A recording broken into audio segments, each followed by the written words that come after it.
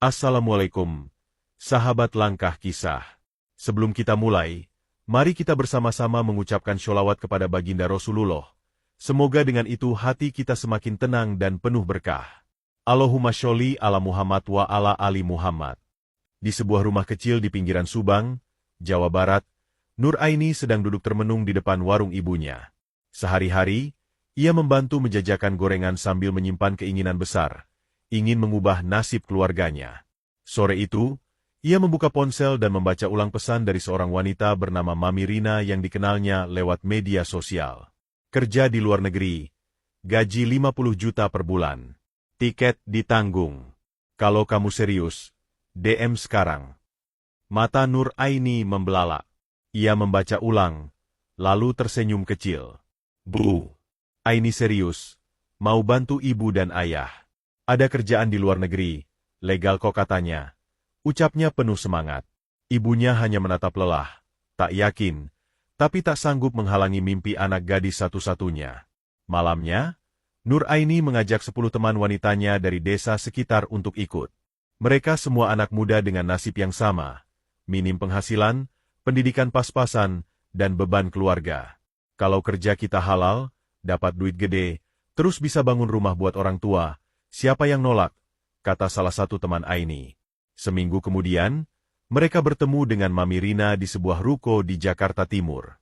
Perempuan itu tampil glamor, ramah, dan meyakinkan. Saya ini agen resmi. Semua berkas aman. Kalian kerja di pusat digital marketing, bukan buruh kasar. Semua diberi kertas kontrak singkat dan dijanjikan akan langsung diterbangkan ke Kamboja pekan depan.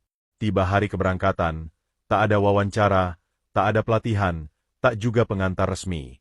Mereka hanya diminta membawa pakaian, paspor, dan ponsel. Dengan mata berbinar, Nur Aini sempat merekam video pendek di bandara. Bismillah, Aini berangkat cari rezeki buat orang tua. Doain Aini sukses ya. Namun, tak satu pun dari mereka tahu, langkah yang mereka ambil bukan menuju gedung kerja, tapi menuju kegelapan yang tak pernah mereka bayangkan.